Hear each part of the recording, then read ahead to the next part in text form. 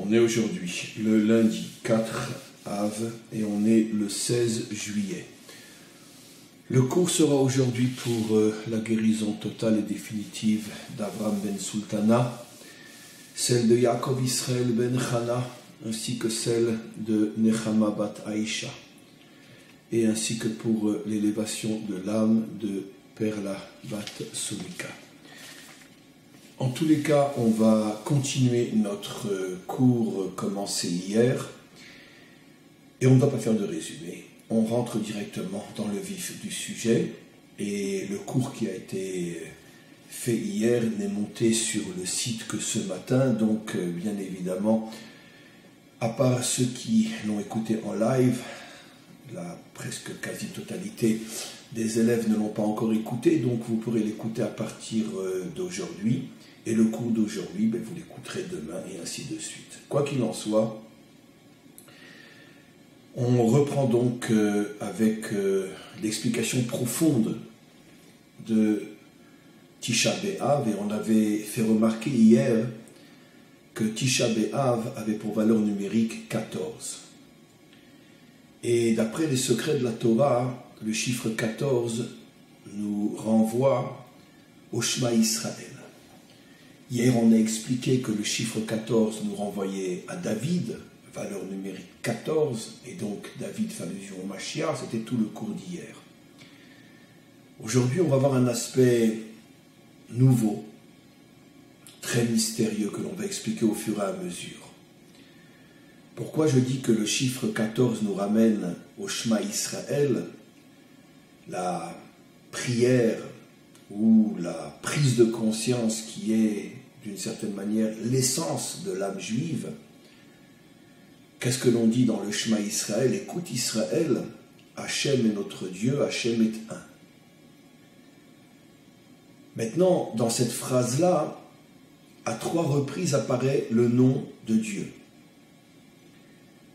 On dit encore une fois, écoute Israël, et après, 3 fois de suite, apparaît le nom de Dieu. Hachem,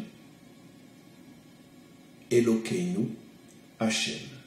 Et après, Echad, un. Hachem, Elokeinu, Hachem, que je traduis en très mauvaise et malheureuse traduction. Hachem est notre Dieu, Hachem, et après on termine, est un. Mais quoi qu'il en soit, on a prononcé 3 fois le nom Dieu de 2 manières différentes. La première fois que l'on prononce le nom Dieu dans le Shema Israël, c'est Hachem. Hachem, c'est en vérité ce que je dis moi, pour ne pas prononcer le nom de Dieu tel qu'il s'écrit. Mais vous savez que à chaque fois que l'on dit Hachem, qui signifie le nom fait allusion au véritable nom de Dieu, qui est le nom à 4 lettres, Yud, Ke, Vav, Ke, 4 lettres, que l'on ne prononce pas telles qu'elles s'écrivent. Donc, on dit Hachem, Yud, Ke, Vav, Ke, Elokeinu. Elokeinu, j'ai traduit par « est notre Dieu », mais la véritable traduction, c'est « est notre force », « est notre existence », « est notre essence », dans le sens que si Hachem retirait son énergie créatrice du monde, tout retournerait au néant absolu. Comme on le sait, je l'ai déjà très souvent expliqué, la Torah considère et nous explique que la création n'a pas eu lieu il y a X temps, et puis après, elle existe par elle-même, même si elle est surveillée par son créateur.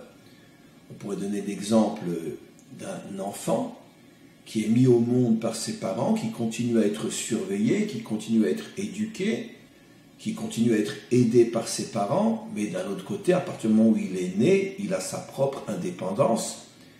Et même si, qu'à Dieu ne plaise, les parents devaient décéder même 1 seconde après sa naissance, il continue à vivre indépendamment des parents. Cette vision est totalement, absolument fausse en ce qui concerne notre univers et tous les mondes spirituels qui compose l'ensemble de la création. Ce n'est pas du tout comme une naissance.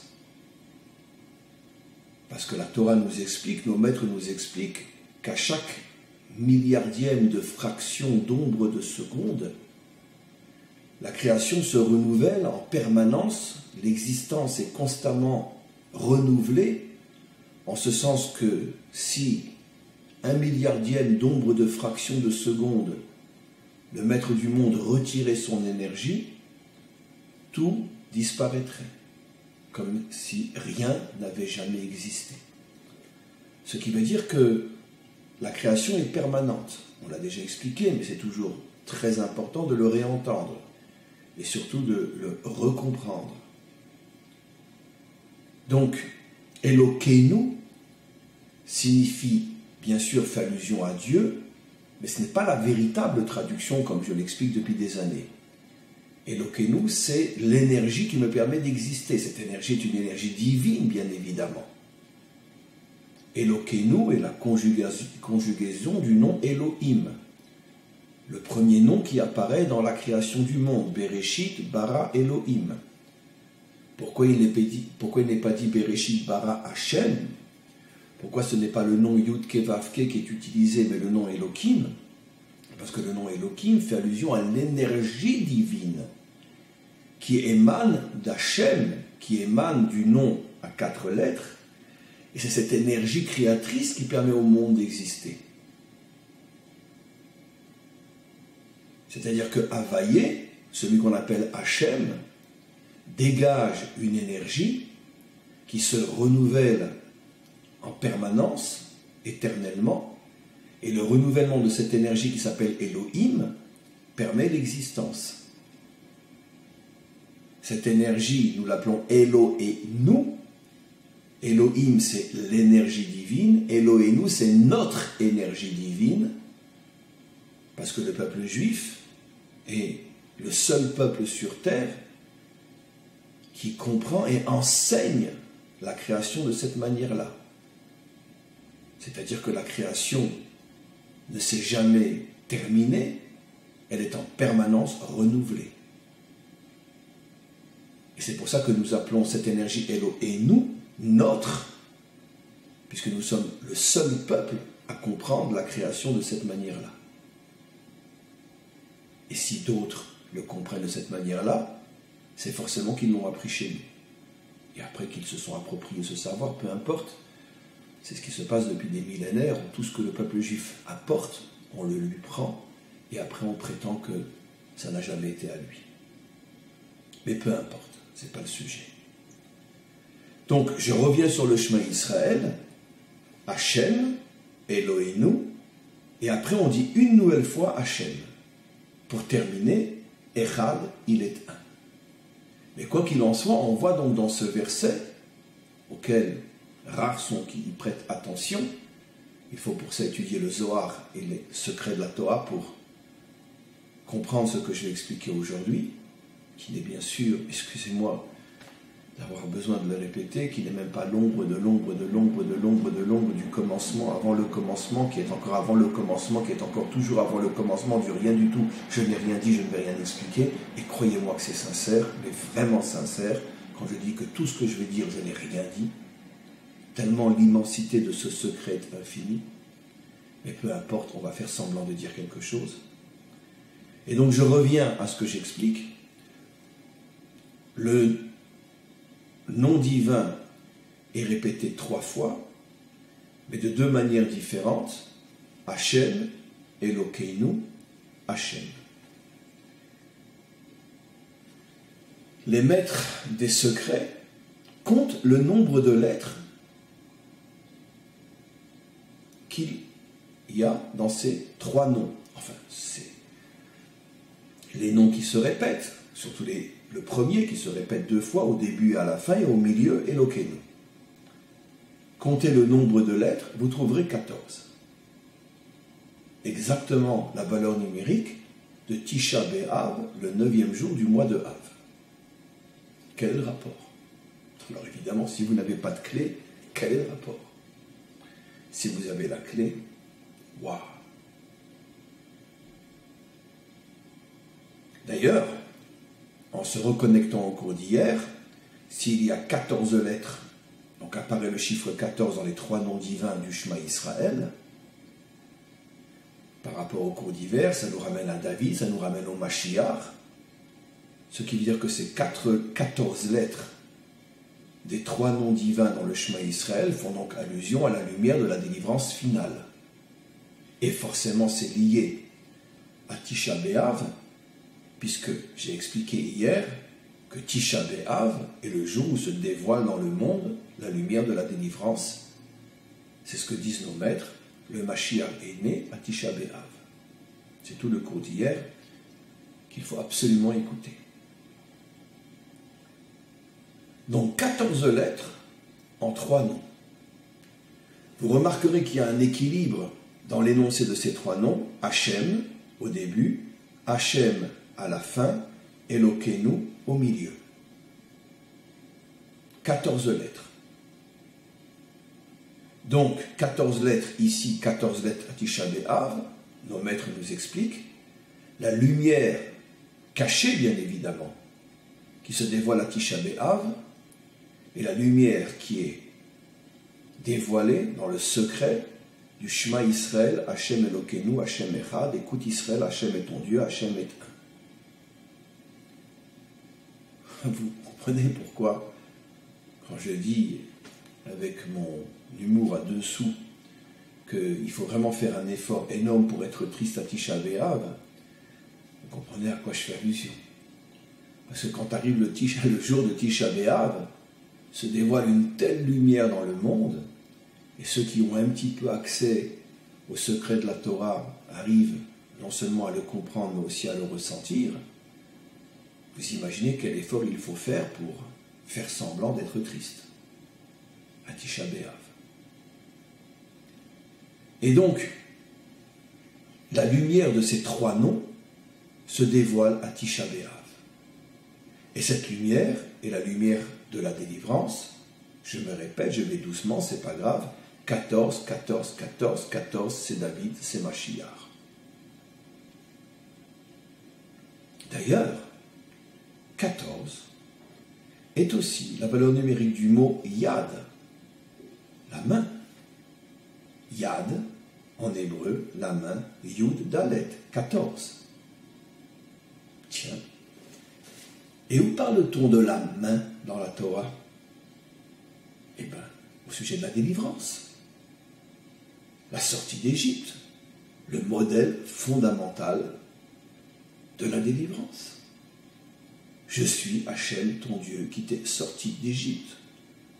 La sortie d'Égypte est le premier modèle fondamental de la délivrance, qui surtout servira de modèle à la dernière délivrance, celle que nous commençons à vivre aujourd'hui, ainsi que le disent les prophètes, Keime tzetera me'eretz Mitzrayim areno niflaot, tu verras les prodiges de la délivrance comme tes ancêtres ont vu les prodiges de la sortie d'Égypte.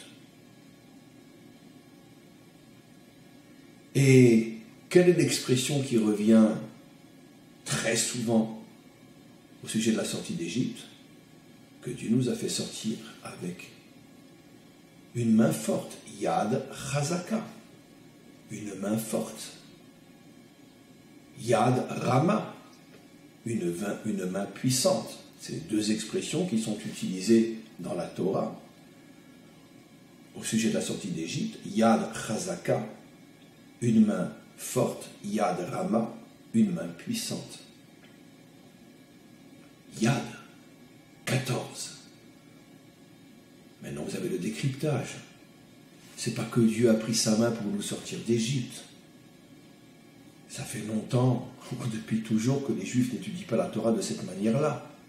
Car dès le départ, notre peuple a reçu les clés qui permettent de décoder le texte. Yad 14 fait allusion aux 3 noms divins. Hachem, Elokeinu, Hachem. Ceux du Shema Israël. Ce qui veut dire que ces 3 noms font allusion à la lumière qui permet la délivrance. Quand cette lumière se dévoile, alors il y a délivrance. Et comment dans son langage codé la Torah appelle ces trois lumières? Yad, la main. Alors celui qui n'était pas connecté, et pendant des millénaires, où les maîtres d'Israël n'avaient pas le droit d'enseigner la Torah comme nous le faisons aujourd'hui, les nations étaient dans l'obscurité totale et vivaient dans leur illusion de religion plus ou moins connectée au judaïsme, complètement tronqué, falsifié. Parce que le moment n'était pas arrivé. Nous étions encore très très loin de la délivrance. Les maîtres d'Israël n'avaient pas le droit de révéler ce que seul Israël savait. Nous nous préparons à la délivrance. Le peuple juif n'est pas un peuple rancunier. Malgré tout le mal qu'on lui a fait, il essaye de sauver autant d'âmes possibles parmi les nations. C'est ce que nous voyons jour après jour, des dizaines, des centaines, des milliers, des dizaines de milliers de non-juifs qui découvrent la Torah grâce à ces enseignements qui surtout révèlent les secrets de la Torah. Et c'est la raison pour laquelle aujourd'hui, les choses se révèlent. Bien évidemment, se révèlent selon ce qui nous est permis et autorisé de révéler. Mais c'est déjà des révélations énormes. Voilà ce à quoi fait allusion le mot Yad, la main puissante d'Hachem. Ça fait 4000 ans que notre peuple savait qu'il ne s'agit pas d'une main, mais il s'agit d'une valeur numérique qui fait allusion aux trois noms divins qui, lorsqu'ils sont ensemble, Hachem, Elokeinu, Hachem, font allusion à la lumière de la délivrance. Et donc, à Tisha B'Av, 14, se dévoile la lumière de la délivrance. Comment est-il possible, comme j'ai expliqué hier, comme je l'ai demandé hier et commencé à l'expliquer, que alors on commémore Tisha B'Av comme un jour d'exil et de destruction? J'ai donné un exemple hier et j'expliquerai plus profondément au fur et à mesure. Mais quoi qu'il en soit, à Tisha B'Av se dévoile la lumière de la délivrance. C'est la raison pour laquelle nos maîtres nous disent que le Mashiach est né à Tisha B'Av. On continue. Nos maîtres maintenant vont nous expliquer à quoi font allusion ces trois noms énoncés de cette manière-là. Hachem, Elokeinu, Hachem. Le premier Hachem fait allusion à la lumière, à l'énergie spirituelle qui se trouve dans ce qu'on appelle Olam Ha'elyon, Alma De'itkassia, je traduis, le monde d'en haut, le monde caché, qui fait allusion au monde spirituel, qui existe plus réellement encore que le nôtre. Le nôtre est une illusion par rapport à ces mondes-là. Exactement de la même manière, aujourd'hui on peut le dire, je dis toujours qu'aujourd'hui celui qui ricanerait en entendant ce que je dis mérite véritablement d'avoir des oreilles d'âne et de rentrer dans une étable, parce qu'aujourd'hui nous savons qu'effectivement les énergies invisibles, impalpables, sont beaucoup plus réelles que la matière que l'on touchait et que l'on pensait être la seule réalité pendant des siècles et des millénaires. Prenez un morceau de fer qui paraît très existant. Il n'a aucune signification par rapport à l'énergie contenue dans chacun de ces atomes. Parce que fissure l'atome qui est dans un morceau de fer et tu peux détruire Paris tout entier. Donc c'est bien réel ce que l'on n'arrive pas à toucher. C'est bien réel.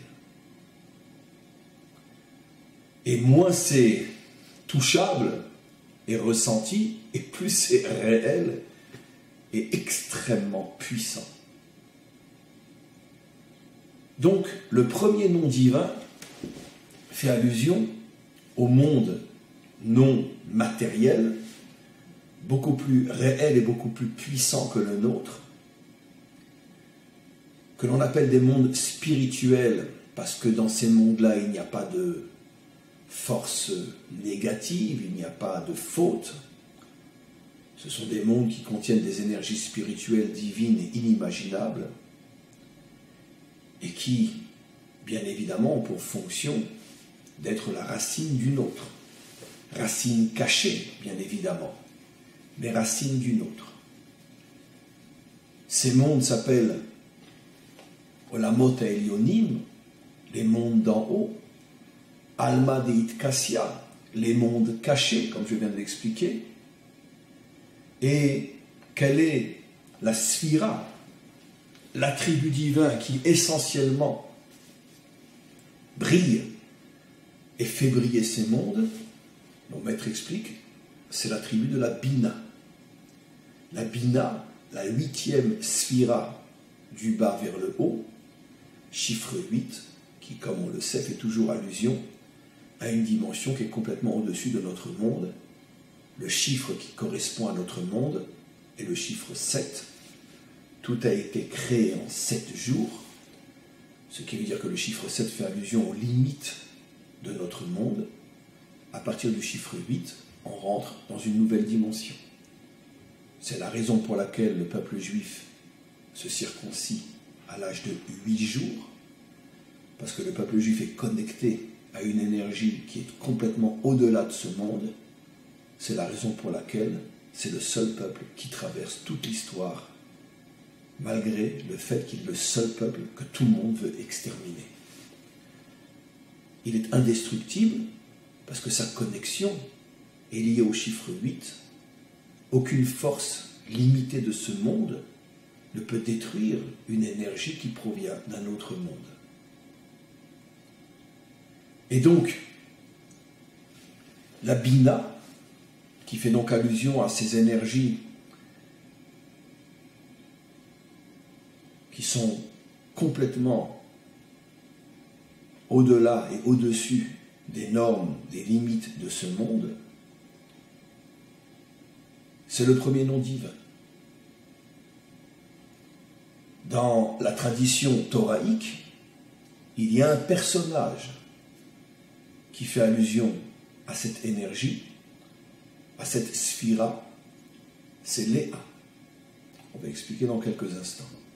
Mais pour l'instant, restons dans le mécanique, bien qu'on explique des choses très profondes. Léa fait allusion à la sphira de la Bina. Après, on arrive à Elokeinu, c'est-à-dire l'énergie divine qui permet l'existence surtout de notre monde.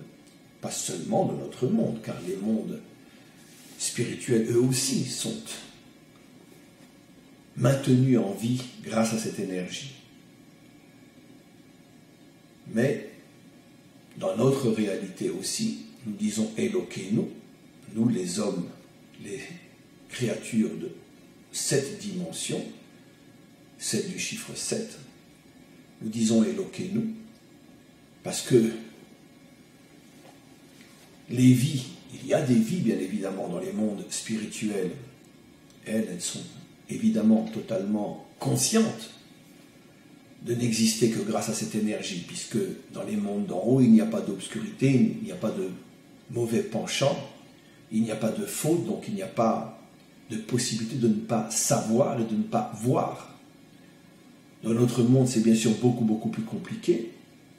C'est pour ça que nous disons Elokeinu, c'est-à-dire que bien que nous avons toutes les possibilités de nier l'existence de cette énergie qui nous permet d'exister, la grandeur d'un véritable croyant, c'est pas uniquement de croire en Dieu, mais c'est de comprendre, de ressentir, de vivre qu'à chaque instant, il n'existe que par Dieu. C'est du vécu, c'est pas seulement une proclamation de foi, c'est pas seulement le dire ou y croire, c'est le vivre.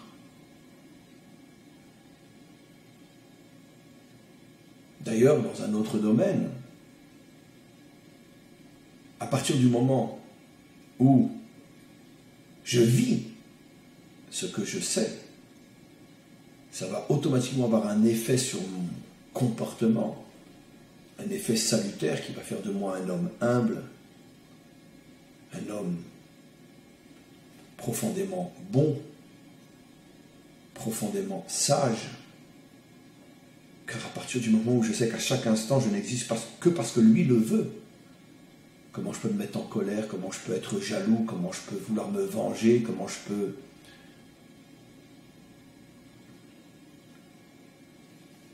convoiter, comment je peux fauter, comment je peux prendre ma main pour voler alors que cette main n'existe que parce que le maître du monde lui permet d'exister, comment je peux me servir de l'énergie du maître du monde pour faire le mal. C'est comme si je prenais la main du roi et je la mettais dans la poche de l'autre pour sortir son portefeuille. Et le roi est là, il me regarde, je lui dis « Tais-toi, tais-toi, je te prends ta main juste pour pouvoir sortir le portefeuille de l'autre. » Qui oserait faire une chose pareille? À partir du moment où je suis conscient que toute mon existence est l'expression de son énergie, comment je peux utiliser son énergie pour faire le mal? Donc vous comprenez bien que si on était véritablement imprégné, si on ressentait que l'on est traversé par cette énergie, comment on pourrait fauter? Et maintenant vous allez comprendre ce que nos maîtres nous disent. Que le deuxième nom, Elokeinu, fait allusion au monde des qualités, au monde des valeurs,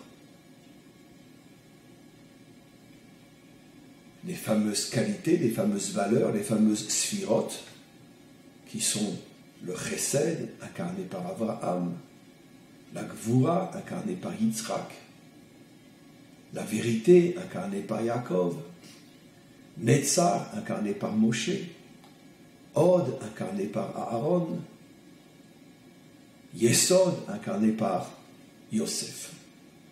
Je traduis. La bonté, incarnée par Abraham. La rigueur, incarnée par Yitzhak. La vérité, incarnée par Yaakov. La détermination, gagnante, incarnée par Moshe. La reconnaissance, la louange, le remerciement, incarné par Aaron. La stabilité, incarnée par Yosef. Les 6 qualités fondamentales auxquelles fait allusion Elokeinu. Quel est le rapport? Je viens d'expliquer. Un homme ne peut véritablement être un homme de qualité, de valeur, que s'il est conscient qu'il est traversé à chaque instant par cette énergie. Et comme je l'ai dit, je me répète, comment peut-il fauter? Comment peut-il être mauvais? Comment peut-il obliger le roi à faire le mal, puisque je ne peux fauter que grâce à mon être qui n'existe que grâce à cette énergie divine? Et donc chaque faute fait rentrer cette énergie divine dans la faute elle-même. Le Baal HaTanya explique dans le Tanya, il va beaucoup plus loin que moi. À quoi ressemble un homme qui faute? À quelqu'un qui prendrait la tête du roi et la ferait rentrer dans un cabinet rempli d'excréments. Voilà à quoi ressemble une faute. Bien évidemment, pour pouvoir le vivre et ne pas fauter, il faut sentir qu'on est traversé par cette énergie. Et ça demande un travail énorme sur des années et des années. Et plus un homme ressent qu'il est traversé par cette énergie, et moins il sera capable de fauter. C'est ce qui fera de lui un véritable juste. De toutes ces qualités, comme on le sait, celle qui sert d'une certaine manière de colonne vertébrale, qui soutient toutes les autres, est celle incarnée par Yaakov, qui représente le pilier du juste milieu, en hébreu Tiferet, la capacité d'unir les contraires. C'est la raison pour laquelle Yaakov est le 3e père qui arrive à unir et réunir en lui les 2 forces opposées représentées par ses 2 pères précédents, Abraham la bonté, Yitzhak la rigueur. Les 2 se réunissent dans un équilibre parfait, dans une harmonie extraordinaire à l'intérieur du 3e, Yaakov, qui incarne la qualité de Tiferet, l'harmonie, l'équilibre, la réunion des contraires. C'est la raison pour laquelle dans le langage des secrets de la Torah, lorsque l'on parle des 6 qualités, on les représente toutes par la qualité fondamentale qui soutient toutes les autres, Tiferet Yaakov. C'est pour ça qu'Israël est appelé les enfants de Yaakov et non les enfants d'Abraham ou les enfants de Yitzhak, car Abraham et Yitzhak représentent des qualités fondamentales mais aux extrêmes, bonté, rigueur, et Yaakov est au milieu, Tiferet. Et la véritable mission d'Israël est de dévoiler la qualité centrale, Tiferet Yaakov. On revient à ce que j'explique. Le premier nom divin fait allusion à Léa. Le deuxième nom divin fait allusion à Yaakov, qui était marié avec Léa. Vous devinez tous et toutes à quoi va faire allusion le troisième nom divin. À nouveau le nom Hachem, puisque Yaakov avait 2 femmes essentielles, Léa et Rachel. Et évidemment, le troisième nom divin fait allusion à Rachel, mais c'est-à-dire à quelle lumière? La lumière de la Malchut, la lumière qui brille dans ce monde matériel, dans le monde d'en bas, à la différence de Léa, qui représente la lumière du monde d'en haut. Et donc Rachel représente la lumière divine qui inspire, illumine le monde d'en bas. Mais le monde d'en bas, dans le langage des maîtres d'Israël, fait surtout et essentiellement allusion au monde de la nation sur sa terre, avec ses institutions politiques, sociales, économiques, militaires. L'époque du roi David. C'est la raison pour laquelle la lumière d'en bas s'appelle Malchut, royauté dans le langage biblique, nation dans le langage moderne. Et donc, on vient d'expliquer que finalement, ces 3 noms, Hachem, Elokeinu, Hachem, font allusion à Léa, Yaakov et Rachel. Yaakov et ses 2 épouses, l'une incarnant le monde d'en haut, l'autre incarnant le monde d'en bas, et ces 3 noms incarnent l'harmonie parfaite, l'unité parfaite entre le monde d'en haut et le monde d'en bas, entre l'âme et le corps, la spiritualité et la matérialité, la foi et l'action, le divin et l'humain, réunis dans une harmonie parfaite grâce à Yaakov qui incarne la sagesse du juste milieu, la sagesse de l'harmonie, la sagesse de l'unité. Voilà à quoi font allusion ces 3 noms divins. C'est extraordinaire. Des millénaires, cette explication a été cachée du grand monde, pas seulement des non-juifs, mais de la grande majorité des juifs. Et aujourd'hui, les choses se révèlent parce qu'aujourd'hui, s'accomplit la promesse du Mashiach au Baal Shem Tov, quand les sources de l'intériorité se répandront et se diffuseront jusque dans les endroits les plus éloignés, ça sera un signe imminent du très proche dévoilement du Mashiach lui-même.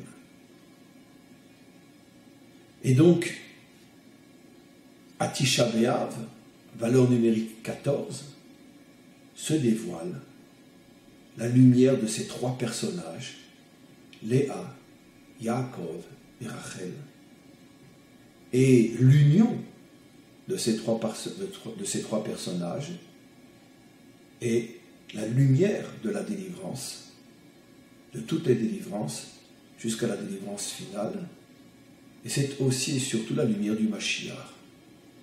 Le Mashiach possédera en lui à la perfection la lumière de Léa, c'est-à-dire une puissance spirituelle inimaginable, la lumière de Rachel, une puissance matérielle inimaginable. Il sera le dirigeant de la nation d'Israël au moment de la délivrance finale. Et au moment de la délivrance finale, la nation d'Israël sera reconnue comme étant le modèle fondamental de toutes les autres, les 70 autres nations. et c'est lui qui dirigera cette nation modèle. Et ces deux forces, le monde d'en haut et le monde d'en bas, seront réunis à l'intérieur du Mashiach par la Mida de Tiferet, par cette sagesse quasi divine qui permet l'union des contraires, l'union entre le monde d'en haut et le monde d'en bas. Voilà à quoi fait allusion un simple verset dans la Torah. Vous comprenez maintenant pourquoi notre peuple, ou plutôt pourquoi les maîtres d'Israël ont choisi ce verset parmi des milliers d'autres, comme étant celui qui incarnerait dans toutes les générations l'essence du judaïsme authentique. Évidemment, la grande majorité des Juifs ne savent pas pourquoi jusqu'à aujourd'hui, et la grande majorité des Juifs n'entendront pas le cours d'aujourd'hui, donc resteront malheureusement dans l'ignorance de cette compréhension, mais malgré tout, ils le disent quoi qu'il en soit, parce que dans le subconscient de l'âme juive se trouve le secret que j'explique aujourd'hui, que ce verset a été choisi parmi des milliers d'autres, il y a des millénaires déjà, par les maîtres d'Israël, pour être le symbole de la prière juive par excellence, pour nous faire comprendre que toute la mission d'Israël est d'arriver à cette synthèse de l'unification des contraires, le monde d'en haut avec le monde d'en bas. Voilà, on va s'arrêter là pour aujourd'hui. Pas parce que je dois partir, mais parce que je pense que j'en ai dit déjà énormément. Et même un cours comme celui-là de 40 minutes me demande un tel déploiement d'énergie intérieure que je suis complètement usé et fatigué, même si ça ne se voit pas.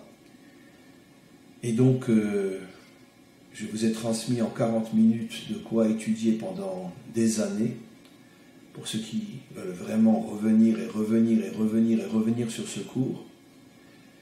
Et donc, on continue, si Dieu veut, demain. Demain, on continue et on termine. Non, pas demain, pardon, mercredi. Donc, on a encore demain et mercredi. Entre-temps, il y aura bien sûr le cours de Shekin tout à l'heure. Et à demain, si vous le voulez bien.